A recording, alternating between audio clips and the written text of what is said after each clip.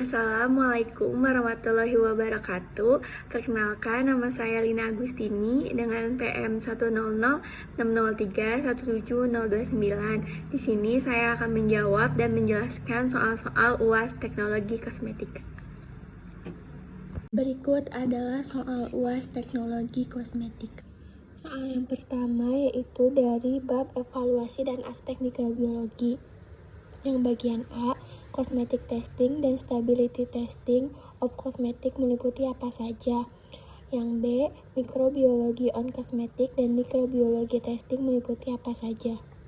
Seperti yang kita ketahui, evaluasi itu sangat penting karena evaluasi bertujuan untuk mengetahui sediaan yang dibuat, apakah telah sesuai dengan persyaratan atau tidak. Nah, evaluasi mikrobiologi yang dilakukan pada kosmetik itu sangat penting karena kosmetik yang diaplikasikan ke wajah atau tubuh harus terbebas dari mikroorganisme. Selain itu, kestabilan kosmetik juga harus diperhatikan. Maka kosmetik yang belum dipasarkan harus terjamin kualitas dan keamanannya. Pada cosmetic testing meliputi yang pertama itu ada tes substansi pada kosmetik. Nah, tes ini dilakukan untuk melihat komposisi yang digunakan itu aman atau tidak.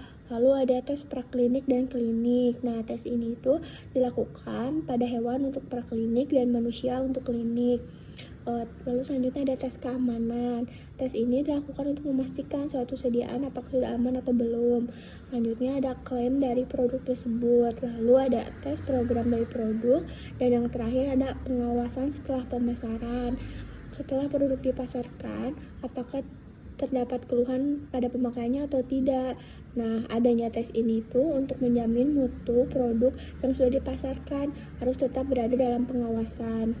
Selanjutnya ada stability testing of cosmetic. Yang pertama itu ada tes stabilitas pada produk kosmetik yang meliputi tes substansi kosmetik dan tes produk kosmetik. Nah, untuk tes substansi kosmetik itu untuk melihat apakah sediaan tersebut solid, semi-solid, liquid, atau gas. Untuk tes produk kosmetik, nah ini tuh bergantung pada bentuk sediaannya, termasuk uji kemasan akhir yang akan dipasarkan juga. Lalu selanjutnya ada tes stabilitas pada kosmetik, ada fisik, kimia, dan biologi. Untuk yang fisik, ini tuh berguna untuk melihat perubahan fisik yang sangat bergantung pada bentuk sediaan si kosmetiknya. Lalu selanjutnya ada kimia. Tes ini untuk mengetahui kestabilan kosmetik tersebut pada kondisi yang berbeda-beda, meliputi pengujian pH, suhu, reaksi kimia yang termasuk hidrolisis, oksidasi, dan fotolisis. Yang terakhir ada biologi. Nah, tes ini untuk melihat cemaran mikroorganisme, pengaruh enzim atau hormon pada sediaan kosmetik. Yang terakhir ada protokol uji stabilitas merujuk pada ASEAN Cosmetic Document dan CPKB ASEAN ICH dan WHO. Selanjutnya ada mikrobiologi on kosmetik. Nah, seperti yang telah dijelaskan tadi di awal bahwa kosmetik yang digunakan harus terbebas dari mikroba. Karena jika sediaan kosmetik terdapat mikroba dan mikroba tersebut berkembang biak, maka sediaan kosmetik yang digunakan akan berbahaya. Bisa saja menimbulkan iritasi pada saat pemakaiannya. Karena pada halnya manusia menggunakan kosmetik dalam jangka yang berjam-jam atau bahkan seharian, atau adapun yang menggunakan kosmetik karena kebutuhan yang digunakan setiap hari, maka kosmetik perlu diadakan tes mikrobiologi untuk mencegah timbulnya mikroba dapat ditambahkan pengawet. Pengawet merupakan zat yang dapat menghambat pertumbuhan mikroba pada suatu media, umumnya berupa air, dan untuk menjamin produk tidak terkontaminasi atau terdekomposisi oleh mikroorganisme. Mikroba yang terdapat di dalam sediaan kosmetik dapat menyebabkan infeksi, perubahan warna, produksi gas, dan pembentukan bau. Tipikal kontaminan pada kosmetik itu termasuk ada Enterobacter, terus ada Klebsiella, Serratia, dan Pseudomonas. Enterobacter ini merupakan bakteri yang termasuk ke dalam bakteri gram negatif, dan bakteri ini dapat menyebabkan infeksi saluran kemih dan infeksi pernapasan. Lalu Klebsiella, nah bakteri ini tuh termasuk bakteri gram negatif juga, dan bakteri ini dapat menyebabkan infeksi nosokomial. Selanjutnya ada Serratia. Bakteri ini pun termasuk bakteri gram negatif, dan bakteri ini dapat menyebabkan infeksi nosokomial seperti Klebsiella. Dan yang terakhir ada Pseudomonas. Bakteri ini termasuk bakteri gram negatif, dan bakteri ini dapat menyebabkan infeksi yang diantaranya yaitu ada dermatitis, otitis eksterna, folikulitis, infeksi pada mata, dan infeksi pada luka bakar. Bakteri-bakteri tersebut biasanya tumbuh atau terdapat pada sediaan kosmetik yang sudah kadaluarsa, terutama sediaan kosmetik yang dalam bentuk cair seperti lip cream, lip gloss, lip tint, maskara, eyeliner, foundation, dan liquid eyeshadow. Selanjutnya ada mikrobiologi testing. Yang pertama itu ada metode khasiat pengawet. Prosedur umumnya itu ada CTFA, ASPM, dan USP method. Lalu selanjutnya ada pengujian faktor-faktor yang mempengaruhi khasiat pengawet, meliputi persiapan dan penanganan inokulum, dan kondisi pemulihan dan masalah pelapisan. Yang ketiga ada pertimbangan umum untuk formulasi produk yang diawetkan, meliputi interaction of preservative, water activity, and content consideration. Yang terakhir itu ada tes kandungan mikroba. Prosedur umumnya meliputi USP test, patch cake test, uji lingkungan dan pemantauan, dan identifikasi mikroba. Soal nomor 2 dari bab sediaan kosmetika dekoratif. Bagian A, apa yang dimaksud dengan kosmetika dekoratif? Tujuan dan meliputi apa saja. Dan bagian B, jelaskan tentang kosmetika dekoratif pada buku. Kosmetika dekoratif merupakan sediaan yang hanya digunakan pada permukaan untuk merias atau menutup kekurangan pada kulit, rambut, kuku, sehingga menghasilkan penampilan yang menarik serta meningkatkan efek psikologis. Dan adapun tujuan dari kosmetika dekoratif ini yaitu memperbaiki penampilan, memberikan warna, menyeimbangkan warna kulit, menyembunyikan ketidaksempurnaan, dan perlindungan. Kosmetika dekoratif meliputi yang pertama itu pada bagian hair atau rambut. Yang pertama ada pewarna rambut. Pewarna rambut ini bertujuan untuk memberikan warna pada rambut. Biasanya digunakan sebagai thread atau bisa juga untuk menutupi uban pada lansia. Dan selanjutnya ada permanent waving. Permanent waving ini dipakai untuk membuat rambut menjadi bergelombang secara permanen. Dan yang terakhir ada straightening. Nah, straightening ini dipakai untuk orang yang memiliki rambut bergelombang atau keriting biasanya. Nah, orang yang memiliki rambut bergelombang dan keriting biasanya memanfaatkan hal ini karena straightening merupakan proses lurusan rambut, atau kita sering mengenalnya dengan istilah smoothing atau rebonding. Selanjutnya pada bagian face, yang pertama itu ada foundation. Foundation ini berfungsi untuk menyamarkan warna kulit yang pucat dan bayangan gelap di seputar mata. Foundation juga dapat digunakan untuk membuat shape atau dimensi wajah sehingga riasan wajah menjadi sempurna. Lalu selanjutnya ada powder. Powder atau bedak ini mempunyai kemampuan untuk menutupi cacat-cacat kulit secara sempurna, melekat dengan baik pada kulit, melicinkan kulit, memiliki daya serap yang tinggi, dan mampu memantulkan sinar UV. Biasanya powder ini membuat make up menjadi tahan lama dan melengkapi tata rias agar menjadi sempurna. Nah, untuk powder atau bedak ini terdapat dua macam. Yang pertama itu ada compact powder atau bedak padat, dan yang kedua itu ada bedak tabur. Nah, untuk sediaan yang terakhir itu ada blush on. Nah, blush on ini digunakan untuk memberikan warna pada wajah, biasanya digunakan di bagian pipi. Warna blush on yang umum digunakan itu seperti pink, peach, orange. Nah, untuk blush on terdapat 3 macam bentuk sediaannya. Yang pertama itu ada blush on padat, blush on cair, dan cream blush, yaitu blush on berbentuk krim. Selanjutnya itu ada kosmetika dekoratif bagian mata. Yang pertama itu ada maskara.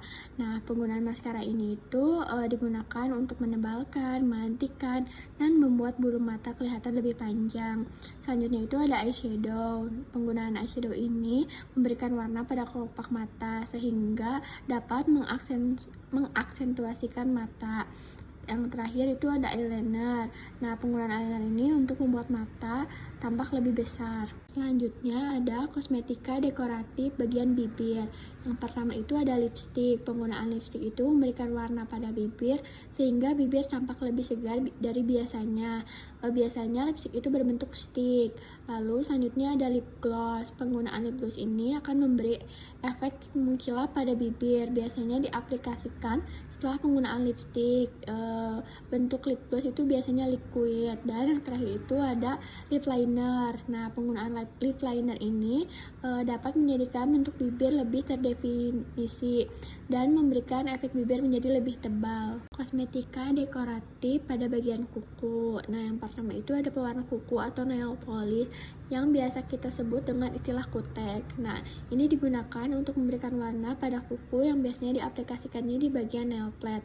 Lalu selanjutnya ada kuku palsu. Nah, kuku palsu ini tuh biasanya untuk sekadar tren atau bisa ada juga kuku palsu yang ditanam.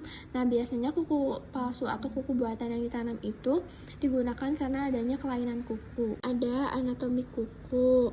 Nah, sebelum saya menjelaskan tentang anatomi kuku, saya akan membahas tentang kuku itu sendiri. Kuku merupakan bentuk khusus dari stratum corneum yang tersusun atas keratin.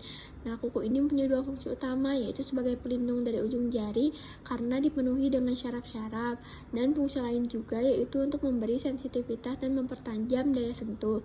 Untuk anatomi kuku itu yang pertama ada nail root atau akar kuku, merupakan bagian kuku yang terbenam dalam kulit jari. Lalu ada nail plate atau badan kuku. Ini merupakan bagian terbuka di atas jaringan lunak kulit pada ujung jari. Biasanya nail plate ini adalah bagian di mana untuk mengaplikasikan nail polish atau kutek. Selanjutnya ada nail groove atau alur kuku, merupakan sisi kuku yang agak mencekung. Lalu ada eponychium. Nah, eponychium ini merupakan kulit tipis yang menutupi kuku pada bagian proksimal. Dan yang terakhir ada hyponychium. Hyponychium ini merupakan kulit yang ditutupi bagian kuku bebas. Nah, untuk rias kuku itu ada dua. Yang pertama itu ada pewarna dan pengeras, dan yang kedua itu ada kosmetik protesis sebagai perangkat tambahan kuku buatan. Untuk pewarna dan pengeras itu sendiri yaitu seperti kutek. Nah, kutek digunakan untuk memberikan warna pada kuku yang bisa diaplikasikannya di bagian nail plate, di atas nail plate. Nah, untuk kosmetika protesis sebagai perangkat tambahan kuku buatan tidak sekedar untuk gaya atau tren masa kini, tetapi ada juga kuku buatan yang benar-benar ditanam. Nah, kuku buatan yang benar-benar ditanam ini biasanya karena kelainan kuku, jadi kehilangan kuku yang setengah gitu, lalu dibuat kuku buatan yang ditanam. Tapi kalau kuku buatan yang untuk sekedar tren itu biasanya ditempelkan di atas nail plate dan bisa dicopot kembali. Yang nomor 3, dari bab deodoran dan antiperspiran. Pada bagian A, keringat merupakan cairan yang disekresi apokrин dan ekrin. Jelaskan perbedaan dari kelenjar tersebut dan jenis keringat yang dikeluarkannya. Bagian B, mengapa bau keringat menjadi tidak enak? Jelaskan mekanismenya. Bagian C, bagaimana mekanisme kerja antara sediaan deodoran dan antiperspiran dalam mengatasi kondisi bau keringat. Berkeringat merupakan salah satu mekanisme tubuh guna mengatur suhu badan yang normal. Saat suhunya meningkat, tubuh akan mengeluarkan panas dengan melebarkan pembuluh darah di kulit. Nah, suhu yang panas yang muncul akan diikuti oleh keluarnya cairan dari kulit dan kita sebut sebagai keringat. Keringat ini merupakan cairan yang disekresikan melalui kelenjar apokrin dan ekrin. Kelenjar apokrin merupakan kelenjar keringat yang belum berkembang pada masa anak, namun berfungsi aktif setelah pubertas. Nah, kelenjar ekrin pertama kali muncul pada fetus berusia 3,5 bulan. Pada gambar yang terlampir, kita dapat melihat perbedaan dari kelenjar ekrin dan apokrin, bahwa kelenjar ekrin lebih kecil dari kelenjar apokrin, dan kelenjar ekrin aktif sejak lahir, sedangkan kelenjar apokrin aktif saat masa pubertas. Kelenjar ekrin itu menghasilkan keringat yang bebas protein dan asam lemak. Untuk jenis keringat yang dikeluarkannya, keringat yang dikeluarkan oleh kelenjar ekrin lebih ringan dari protein dan asam lemak, umumnya tidak berbau, sedangkan keringat yang dikeluarkan oleh kelenjar apokrin lebih berat dan padat serta memiliki aroma lebih menyengat karena mengandung protein yang tinggi yang jika diuraikan oleh bakteri akan menyebabkan bau. Selanjutnya, ada mekanisme timbulnya bau keringat yang menyebabkan bau badan. Nah, bau badan biasanya menjadi masalah yang cukup penting dan dapat mengganggu aktivitas seseorang. Bau badan dapat terjadi bisa saja karena kurang menjaga kebersihan badan, adanya bakteri yang menguraikan keringat menjadi zat yang berbau kurang sedap, dan bau badan juga dapat dipengaruhi oleh hormon atau bisa berasal dari kelenjar apokrin yang terdapat dalam tubuh. Untuk mekanisme timbulnya bau keringat yang menimbulkan bau badan itu, yang pertama itu ada kelenjar apokrin mensekresikan bahan berlemak dan protein yang menjadi substrat mikroba, dan terjadi dekomposisi. Hasil dekomposisi asam kaproat, asam kaprilat, asam isovalerate, butirat, amonia indol, dan senyawa amonia dan amin itu akan menimbulkan bau tidak sedap. Seperti yang tadi dijelaskan bahwa bau badan menjadi masalah penting dan akan mengganggu aktivitas seseorang, maka perlu dibuat sediaan untuk mengatasi hal tersebut. Nah, sediaannya itu adalah antiperspiran dan deodoran.